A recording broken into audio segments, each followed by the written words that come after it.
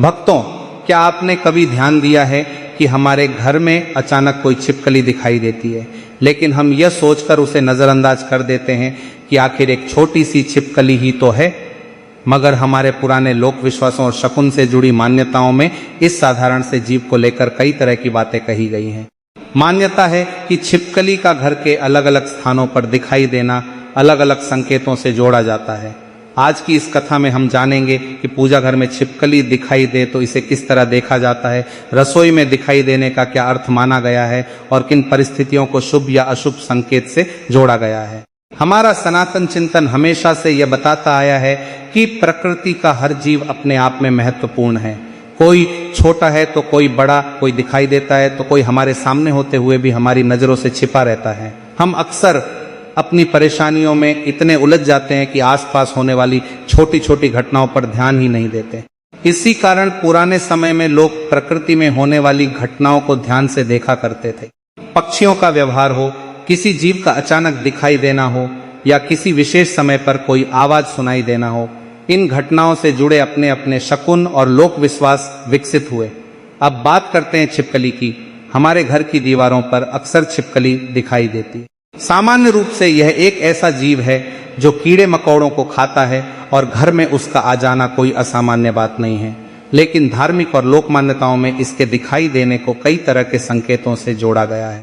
मान्यता के अनुसार अगर छिपकली घर के मुख्य द्वार के आसपास दिखाई दे तो कुछ लोग इसे घर में किसी नए अवसर के आने का संकेत मानते हैं। वहीं यदि यह पूजा स्थल के आसपास दिखाई दे तो इसे विशेष रूप से शुभ मानने की परंपरा भी कुछ स्थानों पर मिलती है। लोगों का विश्वास रहा है कि पूजा स्थान ईश्वर की आराधना का केंद्र होता है और वहां किसी जीव का शांतिपूर्वक दिखाई देना प्रकृति की एक सामान्य घटना होने के साथ साथ आस्था रखने वालों के लिए शुभ संकेत जैसा अनुभव हो सकता है।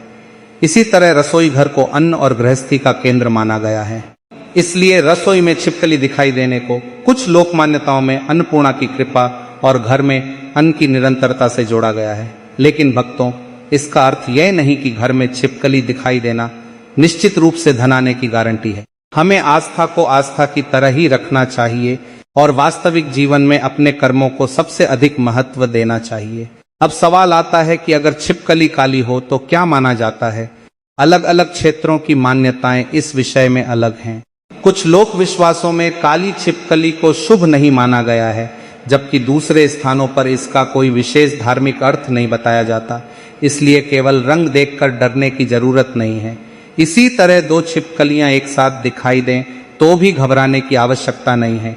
यह पूरी तरह से प्राकृतिक व्यवहार हो सकता है। पुराने शकुन विश्वासों में इनके व्यवहार को देखकर अलग अलग अर्थ बताए गए हैं, लेकिन इन्हें पक्की भविष्यवाणी मान लेना उचित नहीं होगा। भक्तों, सबसे जरूरी बात यह है कि किसी भी जीव को अनावश्यक रूप से मारना नहीं चाहिए। छिपकली घर में दिखाई दे तो उसे नुकसान पहुंचाने के बजाय सुरक्षित तरीके से बाहर जाने देना ही बेहतर है। और अब आगे की कथा में हम जानेंगे एक ऐसे गरीब ब्राह्मण की कहानी जिसकी जिंदगी में परेशानियां इतनी बढ़ गई थीं कि उसे अपना जीवन ही बेकार लगने लगा था। लेकिन एक दिन उसके छोटे से पूजा घर में दिखाई देने वाली एक छिपकली ने उसके जीवन की सोच बदल दी। आखिर वह घटना क्या थी? उस ब्राह्मण ने ऐसा क्या किया जिसके बाद उसके जीवन में नए अवसर आने लगे? इस रोचक कथा को ध्यान से सुनिए, क्योंकि इसकी सबसे बड़ी सीख छिपकली से ज्यादा हमारे विश्वास, धैर्य और कर्म से जुड़ी हुई है। भक्तों, बहुत समय पहले की बात बताई जाती है। गोदावरी नदी के किनारे एक छोटा हाइफन सा गांव था। गांव बहुत बड़ा नहीं था, लेकिन चारों ओर हरियाली, खेत और शांत वातावरण था। उसी गांव में दीनदयाल नाम का एक ब्राह्मण अपनी पत्नी और बच्चों के साथ रहता था। दीनदयाल स्वभाव से बहुत सीधा और ईमानदार व्यक्ति था। भगवान विष्णु और माता लक्ष्मी के प्रति उसके मन में गहरी श्रद्धा थी। वह जितना कमाता उसी में अपने परिवार का पालन करने की कोशिश करता, किसी का बुरा नहीं सोचता और जरूरत पड़ने पर दूसरों की मदद करने से भी पीछे नहीं हटता। लेकिन भक्तों, अच्छे इंसान के जीवन में भी कभी कभी ऐसे दिन आ जाते हैं जब परेशानियां एक के बाद एक सामने खड़ी हो जाती हैं। दीनदयाल के साथ भी कुछ ऐसा ही हुआ। वह सुबह से शाम तक मेहनत करता, कभी खेतों में काम करता, कभी किसी के घर का काम कर देता, लेकिन आमदनी इतनी कम थी कि घर का खर्च भी मुश्किल से चलता। धीरे धीरे उसके ऊपर कर्ज बढ़ता गया। घर का सामान गिरवी रखना पड़ा और आखिर में उसकी पुश्तैनी जमीन का एक हिस्सा भी साहूकार के पास चला गया। घर में छोटे बच्चे थे, उनकी जरूरतें बढ़ रही थी और दीनदयाल की कमाई लगातार कम पड़ रही थी। कई बार ऐसा होता कि रात के भोजन के लिए भी पर्याप्त अनाज नहीं होता। एक दिन परिस्थितियां इतनी खराब हो गईं कि घर में खाने के लिए लगभग कुछ भी नहीं बचा। चूल्हा कई दिनों से नहीं जला था। बच्चे भूख से परेशान होकर अपनी माँ से खाना मांगते और माँ उन्हें किसी तरह समझाकर सुला देती। दीनदयाल यह सब देख रहा था, लेकिन उसके पास कोई रास्ता नहीं था। उस रात वह बहुत देर तक चुप बैठा रहा, फिर धीरे धीरे उठकर अपने छोटे से पूजा घर में चला गया। मिट्टी की दीवारों वाला वह कमरा बहुत साधारण था। एक छोटी सी चौकी पर भगवान विष्णु और माता लक्ष्मी की तस्वीर रखी थी। दीनदयाल भगवान के सामने बैठ गया और उसकी आंखों से आंसू बहने लगे। उसने कहा, हे प्रभु, मैंने हमेशा मेहनत की, किसी का बुरा नहीं किया, आपकी पूजा भी की, फिर मेरे परिवार के हिस्से में इतनी परेशानी क्यों आई? मेरे बच्चों का क्या दोष है? वह बहुत देर तक रोता रहा। उसी समय उसकी नजर पूजा घर की दीवार पर गई। वहां एक छिपकली धीरे धीरे रेंग रही थी। छिपकली आगे बढ़ी और भगवान विष्णु तथा माता लक्ष्मी की तस्वीर के पास जाकर कुछ देर के लिए रुक गई। दीनदयाल पहले से ही परेशान था। उसे छिपकली देखकर गुस्सा आया। उसने पास पड़ा हुआ डंडा उठाया और उसे भगाने के लिए आगे बढ़ा, लेकिन जैसे ही वह डंडा उठाकर छिपकली को मारने वाला था, तभी उसे बाहर से किसी के आने की आवाज सुनाई दी। दरवाजे पर एक साधु खड़े थे। उनका चेहरा शांत था। उन्होंने दीनदयाल को देखा और कहा, रुको बेटा, क्रोध में ऐसा कोई काम मत करना जिसका पछतावा बाद में हो। दीनदयाल वहीं रुक गया। साधु ने कहा, यह छोटा सा जीव तुम्हारे घर में आया है तो इसे केवल डर या घृणा की नजर से मत देखो। यह एक जीव है, इसे नुकसान पहुंचाना जरूरी नहीं। और जहां तक संकेतों की बात है, हमारे समाज में ऐसी घटनाओं को लेकर कई मान्यताएं रही हैं, लेकिन सबसे बड़ा संकेत यह है कि तुम्हें इस समय अपने भीतर उम्मीद जगानी चाहिए।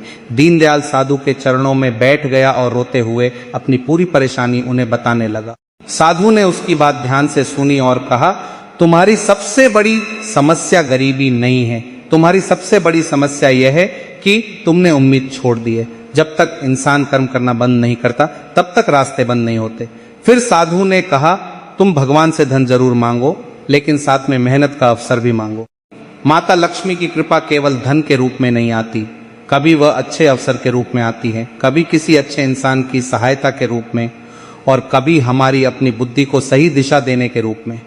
दीनदयाल ध्यान से उनकी बातें सुनता रहा। साधु ने आगे कहा, और आज से किसी भी जीव को केवल अंधविश्वास या डर के कारण मत मारना। छिपकली दिखाई दे तो उसे अपना रास्ता लेने दो। पूजा स्थान पर दिखाई दे तो श्रद्धा से भगवान को याद करो और अपने मन की बात कहो। फिर उन्होंने उसे एक सरल पारंपरिक उपाय बताया। जब भी तुम्हें पूजा स्थान के पास छिपकली दिखाई दे, तुम दूर से ही हाथ जोड़कर माता लक्ष्मी का स्मरण करना। भगवान को अर्पित अक्षत और हल्दी अपने पूजा स्थान में रखो और मन से प्रार्थना करो। किसी जीव को छूना या उसके ऊपर कुछ डालना जरूरी नहीं है। तुम्हारी श्रद्धा तुम्हारे मन में होनी चाहिए। दीनदयाल ने सिर झुका दिया। उस रात पहली बार उसे लगा कि शायद उसकी जिंदगी पूरी तरह खत्म नहीं हुई है, उसे अभी एक और मौका मिल सकता है।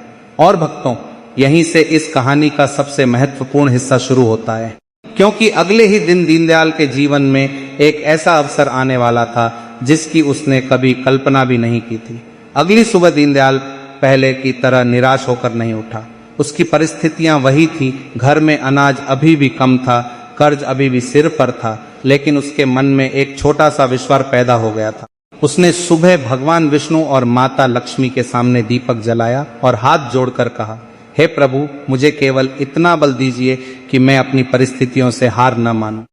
मुझे ऐसा रास्ता दिखाइए जिससे मैं अपने परिवार का पालन कर सकूं। पूजा के बाद वह काम की तलाश में निकल पड़ा। उसी दिन पास के नगर से एक व्यापारी उस गांव में आया था। उसे अपने व्यापार के लिए एक भरोसेमंद व्यक्ति की आवश्यकता थी।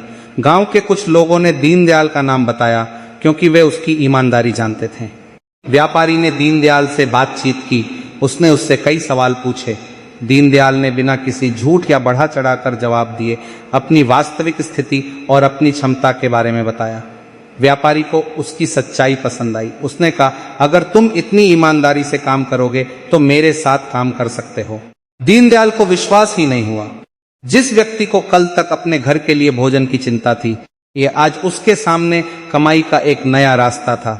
वह पूरी मेहनत से काम करने लगा। समय बीतता गया। दीनदयाल ने कभी बेईमानी नहीं की। उसने व्यापारी के विश्वास को अपना धर्म समझा। धीरे धीरे उसका काम बढ़ने लगा और व्यापारी को भी उसकी मेहनत का लाभ मिलने लगा। कुछ समय बाद उसकी आमदनी पहले से कई गुना बढ़ गई। उसने सबसे पहले अपना पुराना कर्ज चुकाना शुरू किया। फिर बच्चों के लिए भोजन और कपड़े खरीदे। पत्नी के चेहरे पर लंबे समय बाद मुस्कान लौटी। दीनदयाल अक्सर सोचता था कि अगर उस रात वह निराश होकर अपने जीवन से हार जाता तो शायद यह अवसर उसे कभी दिखाई ही नहीं देता। वह छिपकली वास्तव में उसके लिए धन की गारंटी थी या केवल एक संयोग, यह कोई निश्चित रूप से नहीं कह सकता। लेकिन उस घटना ने उसे एक बहुत महत्वपूर्ण बात जरूर सिखाई थी। कभी कभी जीवन में बदलाव किसी चमत्कार की तरह नहीं आता, वह एक छोटे से अवसर के रूप में आता है। फर्क केवल इतना होता है कि निराश इंसान उस अवसर को देख नहीं पाता, जबकि उम्मीद रखने वाला इंसान उसे पहचान लेता है। कुछ वर्षों बाद दीनदयाल ने अपना सारा कर्ज चुका दिया। उसकी जमीन वापस आ गई। उसका परिवार सुखी हो गया। लेकिन उसने अपनी पुरानी जिंदगी को कभी नहीं भुलाया। वह जरूरतमंद लोगों की सहायता करने लगा। गांव में किसी के घर अन्न न हो तो वह अनाज पहुंचाता, किसी बच्चे की पढ़ाई रुक रही हो तो मदद करता। एक दिन किसी ने उससे पूछा, दीनदयाल जी, आपकी जिंदगी इतनी बदल कैसे गई? वह मुस्कुराकर बोला, मुझे एक रात लगा था कि मेरा सब कुछ खत्म हो गया, लेकिन उसी रात मुझे समझ आया कि जब तक सांस है तब तक रास्ता भी है। भगवान कभी कभी हमारी मदद किसी चमत्कार के रूप में नहीं, बल्कि किसी अवसर, किसी इंसान या हमारी अपनी सोच में बदलाव के रूप में करते हैं। भक्तों, यही इस कथा की सबसे बड़ी सीख है। छिपकली को लेकर अलग अलग क्षेत्रों में अनेक लोक मान्यताएं हैं। कोई इसे शुभ संकेत मानता है, कोई सामान्य जीव मानता है और किसी स्थान पर इसके अलग अर्थ बताए जाते हैं। इसलिए हमें डरने की जरूरत नहीं है। अगर घर में छिपकली दिखाई दे तो उसे मारने के बजाय सुरक्षित रूप से बाहर जाने देना ही बेहतर है। पूजा घर में दिखाई दे तो शांत मन से भगवान का स्मरण कर सकते हैं। रसोई में दिखाई दे तो स्वच्छता का ध्यान रखें और उसे बिना नुकसान पहुंचाए बाहर निकाल दें। और अगर आप माता लक्ष्मी की कृपा चाहते हैं तो केवल किसी संकेत का इंतजार मत कीजिए। अपने घर को साफ रखिए, अन्न का सम्मान कीजिए, मेहनत कीजिए, जरूरतमंद की सहायता कीजिए और अपने धन का सदुपयोग कीजिए। याद रखिए भक्तों, माता लक्ष्मी का अर्थ केवल पैसा नहीं है।